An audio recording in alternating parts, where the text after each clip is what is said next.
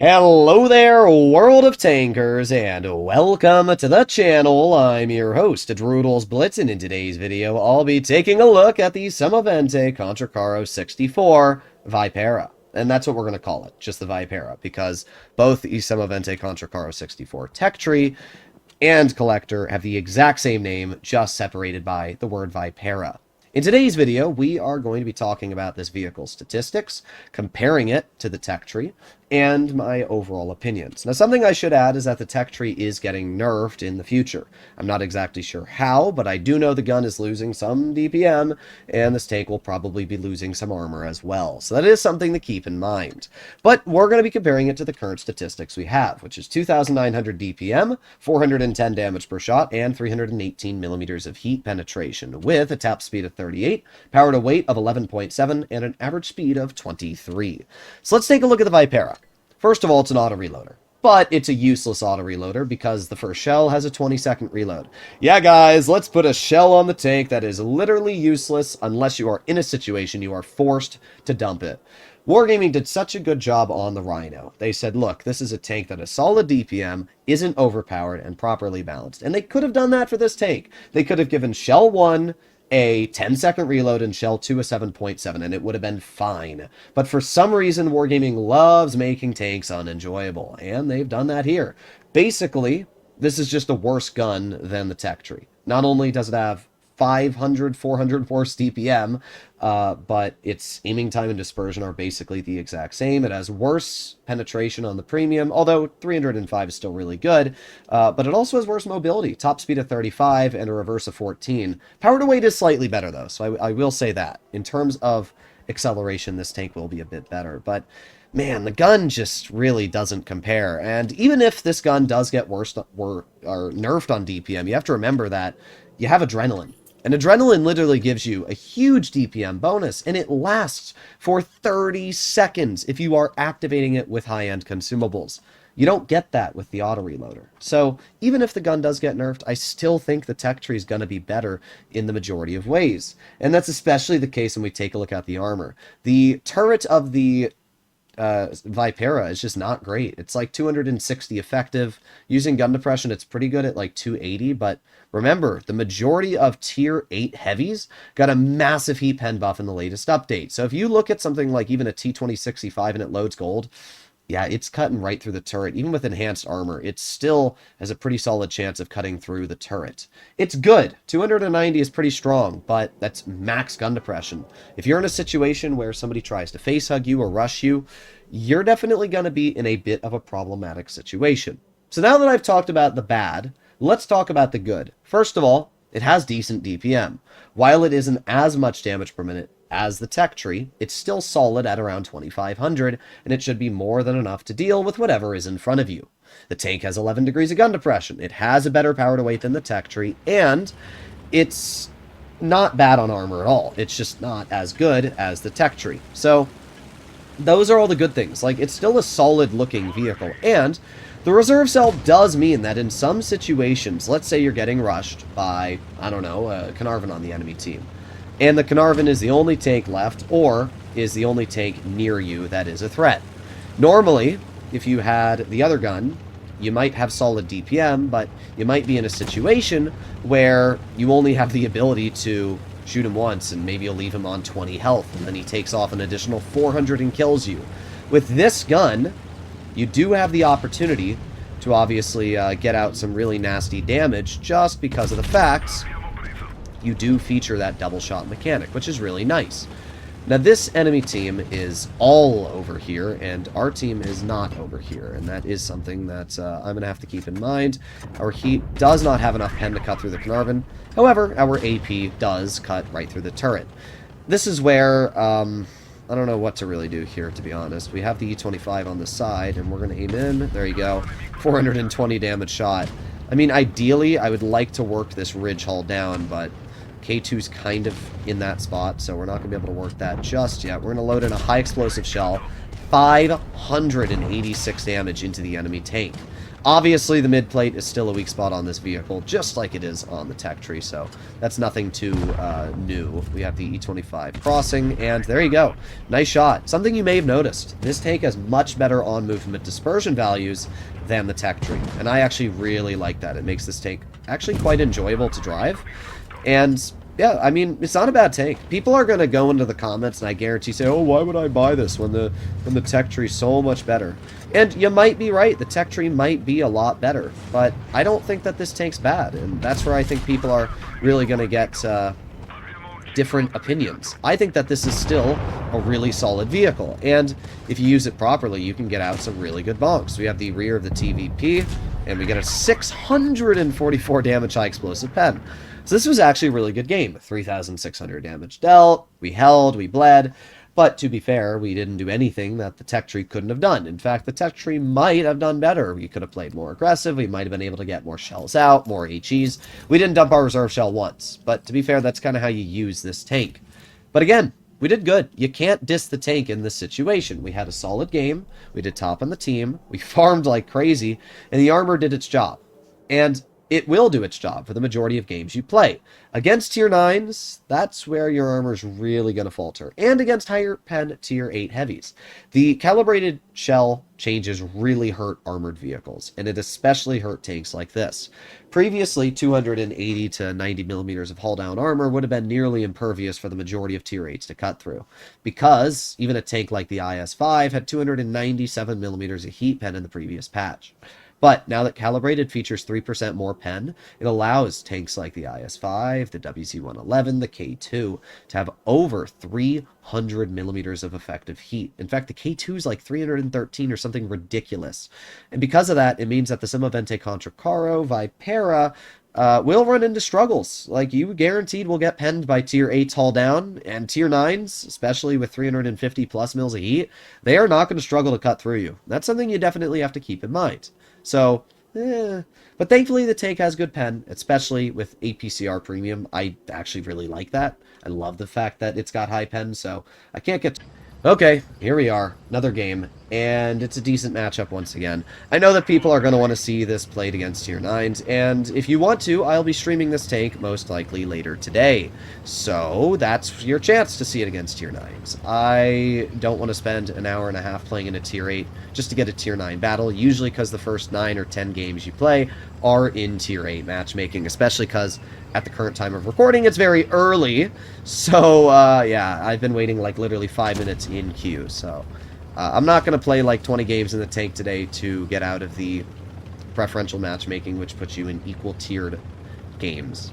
But, as I said, if you'd like to see it played against tier 9s, I will be streaming the tank later today. It's not mandatory that you buy at this exact moment.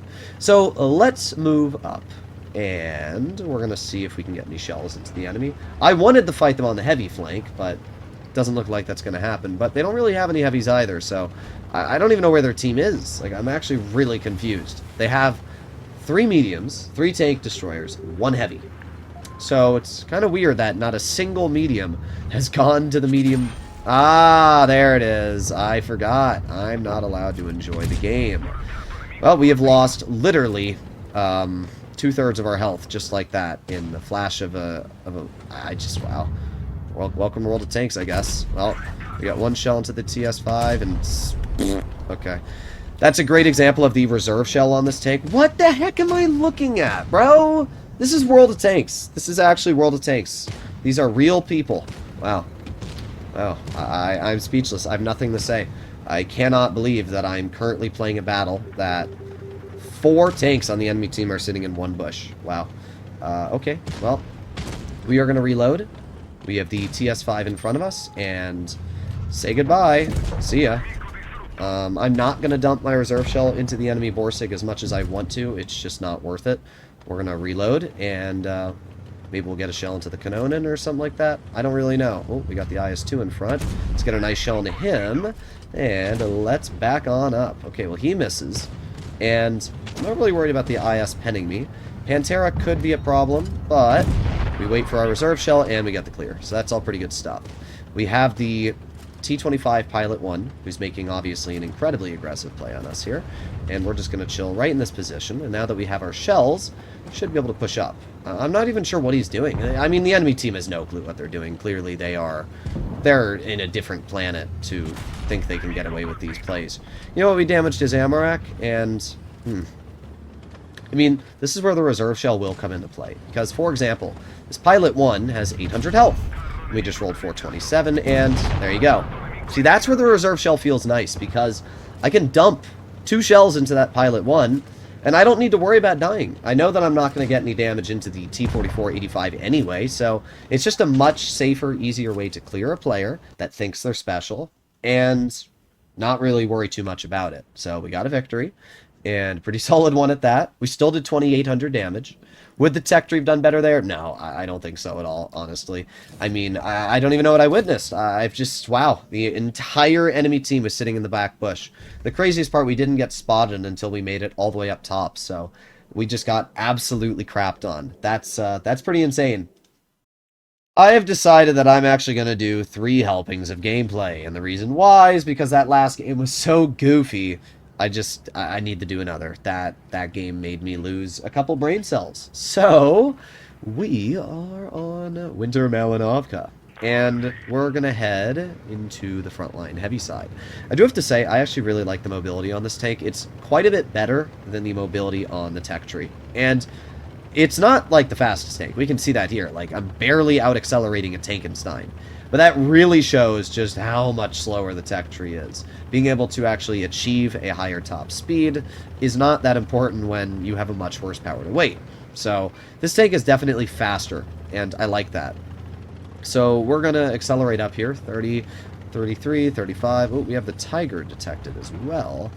Crazy stuff. I don't know what's up with people camping, but they just love to do it, I guess. Let's aim it on the Tiger. And oof, that aiming time is a bit longer than you'd like it to be, but at least we got the pen out. And now we're going to reload. Tiger is not doing too well, let's be completely honest. See ya. Not like he was ever going to pen me. Unfortunately, we clear a Tiger, and we lose a Tier 8 tank destroyer, so guess that sucks, right? We're going to poke the ROM Panzer, and there you go. One easy shell. I'm going to dump it. Why not? I mean, you got the reserve shell for a reason. We absolutely nuked him. It stops him from being able to play. And then we're going to reload, and in 10 seconds, maybe we're going to be able to push the Caro di Assalto. It is interesting, though, how the reserve shell mechanic works. You have to really think about how much time it's going to take you to move from where you currently are, if it's going to benefit you, if it isn't.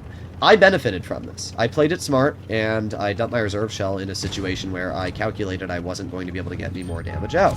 And it worked out well for me. But that doesn't mean every time you dump that reserve shell it's going to work out well. You need to have 27 seconds of downtime before you need to use your shells again. So that's obviously something that's going to have to go through your mind. Now that was an awful roll, and that really sucks, because now I'm going to need an additional reload to clear this player, which is a little lame. There you go, nice shot. I mean, we're getting out bleeds, we're getting some good stuff out here into the enemy. Honestly, I could care less about this player, and I'd much rather push up and start aiming on the AMX. Ow. I didn't think that E25 is going to shoot at me. Alright, let's move up a little bit, and we actually might be able to high explosive pen. Wait. Yeah, there you go. 644. Oh, 1279. Again, that's where the double shot does feel pretty dangerous. It's a 2-second intraclip, and that allows you to actually just delete what is in front of you. Now, we do have to wait a while before we can get our shells back. We got 4 seconds left, and then we have to wait an additional chunk of time once again. So that is something to keep in mind. We have the E25, who's doing whatever the heck he's doing. Doesn't really worry me. We're just going to face hug the E25 like so, and get one nice HE out. I'm not going to dump the shell. I'm not really worried about the Tiger, to be honest. We're just going to push up, and we're going to reload. Bonk. There you go. 396. And we got a bounce. Pretty good. I mean, we're holding. We're getting bleeds. So we got the Tiger in front of us, and there you go. Easy shot into the Tiger. He's dead. Let's get the clear into the enemy Tiger P. And just like that, we've dealt 5,200 damage this game. So anybody that wants to criticize the capabilities of this tank, I don't really think you can. I mean, I'm not going to say that this is the best tank in Tier 8. It's not.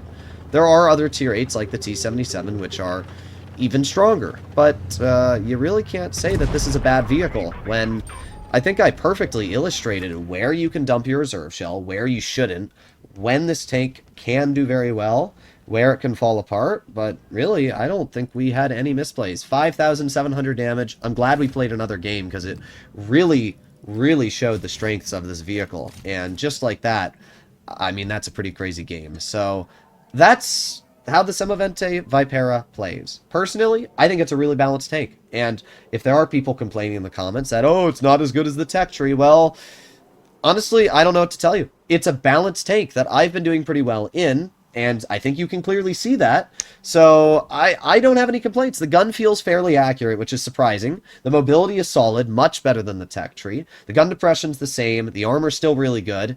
And the reserve shell, while not incredible, is okay, especially when we were able to just nuke that player there in the AMX. I mean, how much damage did we deal to that AMX in 2 shots? 1279. I mean, that's insane. And by the way, the tank has pretty good high explosive damage at 515. So I personally think the tank's pretty good.